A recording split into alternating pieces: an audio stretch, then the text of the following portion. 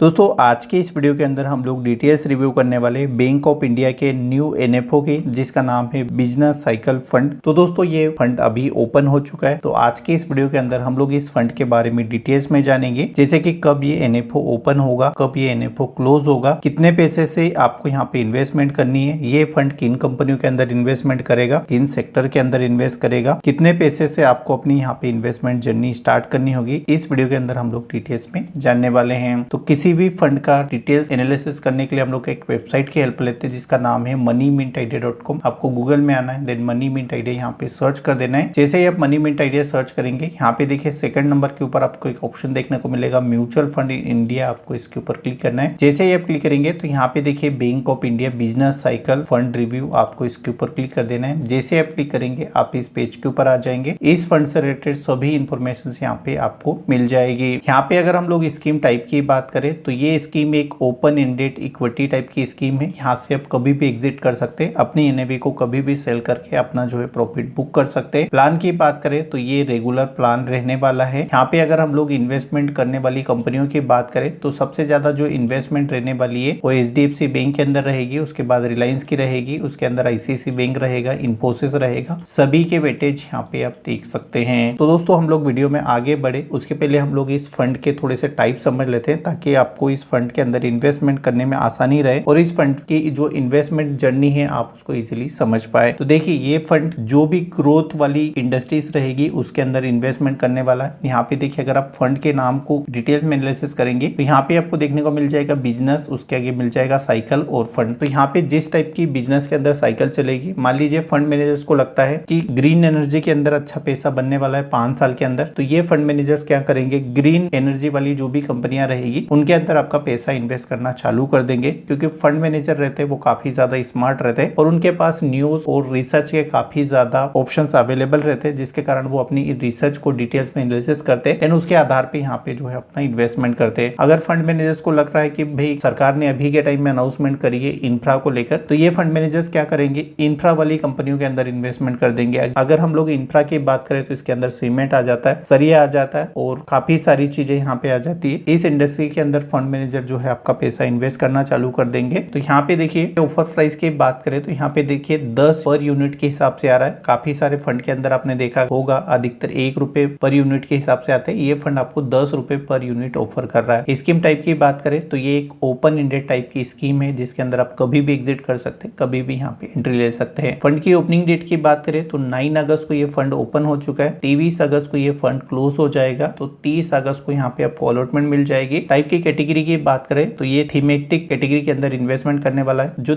Thematic types के fund रहते हैं उनके अंदर थोड़ा सा रिस्क ज्यादा हो जाता है। मिनिमम इन्वेस्टमेंट की बात करें तो कम से कम आपको यहाँ पे 5,000 रुपए इन्वेस्ट करने होंगे। यहाँ पे देखिए फंड का जो रिस्क टाइप है वो वेरी हाई है, ये पैसा जो है आपका काफी रिस्क पे रहने वाला है। यहाँ पे अगर हम लोग फंड के बेंचमार्क की बात करें तो ये निफ्टी 500 को फॉलो करेगा, यानी जो निफ्टी 500 की कंपनियां रहेगी ये फंड उन्हीं के अंदर इन्वेस्टमेंट करेगा और उससे यहाँ पे बाहर कोई भी इन्वेस्टमेंट ये फंड नहीं करने वाला। यहाँ पे अगर हम लोग एसआईपी की बात करें तो अभी देखिए इसका एसआईपी का अमाउंट क्लियर नहीं हुआ है। जो पहली किस्त जाएगी वो 5,000 जाएगी और ऑलमोस्ट दूसरी जो किस्त जाएगी वो भी यहाँ पे आपकी 5,000 रहने वाली है। इस फंड के अंदर आप जो भी इन्वेस्टमेंट कर रहे हैं उसके ऊपर आपको ठीक ठाक रिटर्न मिल जाएंगे, क्योंकि देखिए यहाँ पे अमाउंट ज्यादा है तो ज्यादा लोग इसके अंदर अप्लाई नहीं करेंगे। और इससे क्या होगा, अगर आपको अलॉटमेंट मिलेगी तो जैसे ही लोग यहाँ पे देखिए अपना एसआईपी स्टार्ट करेंगे, क्योंकि ये एक सरकारी बैंक है और सरकारी बैंक के अंदर इंडिया के अंदर काफी ज्यादा ट्रस्ट किया जाता है और ट्रस्ट के हिसाब से आपको जो है रिटर्न भी मिलते हैं। तो उसके बाद जो एनएवी का आपका प्राइस रहेगा वो 10 रुपए रहेगा। जैसे ये लिस्ट होगा तो उसके अंदर आपको अच्छे रिटर्न देखने को मिल जाएंगे। यहाँ पे देखिए इन्वेस्टमेंट के ऑब्जेक्टिव के बारे में बताया गया है, तो मनी मिंट आइडिया के ऊपर आप डिटेल्स में आके इसको सारी चीजें पढ़ सकते हैं। यहाँ पे अगर हम लोग एग्जिट लोड की बात करें तो एग्जिट लोड यहाँ पे 10% रहने वाला है। अगर यहाँ पे आप 3 महीने के पहले विड्रॉ करेंगे तो आपका जो एग्जिट लोड रहेगा वो 10% लगेगा। अगर आप 3 महीने के बाद करेंगे तो यहाँ पे देखिए 0 हो जाएगा। एंट्री लोड यहाँ पे कुछ नहीं है, स्टाम्प ड्यूटी चार्जेस आप देख सकते हैं। मिनिमम इन्वेस्टमेंट की बात करें तो 5,000 रहने वाला है। मिनिमम एसआईपी की बात करें तो यहाँ पे देखिए नल है, जैसे इसकी अपडेट आएगी तो मनी मिंट आइडिया के ऊपर इसकी इन्फॉर्मेशन आपको मिल जाएगी। एसेट एलोकेशंस की बात करें तो यहाँ पे देखिए 80% यहाँ पे एलोकेशंस इक्विटी और इक्विटी से रिलेटेड इंस्ट्रूमेंट के अंदर किया जाएगा और मैक्सिमम यहाँ पे 100% किया जाएगा। अगर फंड मैनेजर्स को लगता है कि भाई और उन्हें कई अपॉर्चुनिटीज मिलती है तो जो फंड का 20% अमाउंट रहेगा वो उसको इन्वेस्ट कर सकते हैं। डेट और मनी मार्केट के अंदर उन इंस्ट्रूमेंट के अंदर इस पैसे का यूज किया जाता है। इसके साथ ही जो गवर्नमेंट की NBTIs रहते हैं, मान लीजिए जो कोई बड़े हाईवे वगैरह के प्रोजेक्ट रहते हैं, तो उसके अंदर ये फंड मैनेजर हायर अमाउंट 10% तक इन्वेस्ट कर सकते हैं। यहाँ पे आप फंड मैनेजर्स की डिटेल्स, क्वालिफिकेशन सभी यहाँ पे आप देख सकते हैं। तो जब मनी मिंट आइडिया के ऊपर आएंगे तो सारी इन्फॉर्मेशन आपको मिल जाएगी। यहाँ पे देखिए ये वो सेक्टर है जिनके अंदर ये फंड इन्वेस्टमेंट करने वाला है। तो देखिए फाइनेंशियल सेक्टर रहेगा, IT रहेगा, ऑयल गैस रहेगा, ऑटोमोबाइल रहेगा, फास्ट मूविंग कंज्यूमर ड्यूरेबल रहेंगे, कैपिटल गुड रहेंगे, हेल्थ केयर रहेगा, पावर रहेगा, मेटल माइनिंग रहेगा, कंज्यूमर सर्विसेज रहेगा, कंज्यूमर ड्यूरेबल रहेगा, कंस्ट्रक्शन रहेगा, टेलीकॉम रहेगा। ऑलमोस्ट यहाँ पे लोग कोशिश करेंगे कि पूरा सेक्टर यहाँ पे कवर करने की कोशिश करेंगे। बट मैं अगेन रिपीट करना चाहूंगा, ये एक बिजनेस को पकड़ेंगे, एक थीम को पकड़ेंगे। इन्हें लगता है कि 5 साल बाद ये थीम आपको अच्छा रिटर्न बना के दे सकती है, तो ये फंड मैनेजर उसी बिजनेस के अंदर इन्वेस्ट करना स्टार्ट कर देंगे। यहाँ पे अगर हम लोग इस फंड के बिजनेस साइकिल के रिटर्न्स की बात करें, मैं अगेन आपको रिपीट करना चाहूंगा, ये अपने बेंचमार्क के रिटर्न बता रहा है। तो यहाँ पे देखिए अगर हम इसकी जर्नी देखें तो मोटा माटी हमें यहाँ पे 13% के रिटर्न देखने को मिल जाते हैं। 5 साल में देखेंगे तो 22% से ज्यादा, 1 साल में देखेंगे तो 39%, यहाँ पे 6 मंथ वाइज देखेंगे तो 21% से ज्यादा, और क्वार्टर वाइज देखेंगे यानी 3 महीने का तो 3.62% का हमें रिटर्न देखने को मिल जाता है। अभी दोस्तों अगर आप किसी भी NFO या म्यूचुअल फंड में इन्वेस्टमेंट करना चाहते हैं तो मैं आपको रिकमेंड करूंगा जो आपका जर्नी रहेगा वो कम से कम 5 साल का होना चाहिए, और उससे ज्यादा आप कितना भी रख सकते हैं तभी आपको रिटर्न देखने को मिलेंगे। अगर आप सोच रहे हैं मैं 1 महीने, 2 महीने, 4 महीने के लिए यहाँ पे इन्वेस्ट कर दूं, देन मेरा यहाँ पे कुछ पैसा बन जाए, तो मैं आपको रिकमेंड यही करूंगा कि अगर आपका व्यू है 1 महीना, 2 महीना, तो आप म्यूचुअल फंड से थोड़ा सा दूर रहिएगा, क्योंकि ये एक स्टॉक मार्केट है, यहाँ पे कभी भी करेक्शंस आएंगे और आपको बता के नहीं आएंगे। अगर आप रियल तरीके से इन्वेस्टमेंट करना चाह रहे हैं, आप SIP के साथ जाइएगा, उसके अंदर आपका पैसा इजिली बन जाएगा, और आपका 5 साल से ज्यादा का व्यू है तो आपको अच्छे रिटर्न भी देखने को मिल जाएंगे। तो अगर आप इस फंड के बारे में डिटेल्स में पढ़ना चाहते हैं तो आप मनी मिंट आइडिया के ऊपर विजिट करके सारी चीजें देख सकते हैं, सारी चीजें यहाँ पे आप डिटेल्स में समझ सकते हैं। मैंने ऐसे आपको सभी इंफॉर्मेशन दे दी है। फिर भी अगर आपका कोई सवाल है तो इस वीडियो के नीचे आप कमेंट करिएगा, मैं कोशिश करूंगा चंदन रिप्लाई देने की।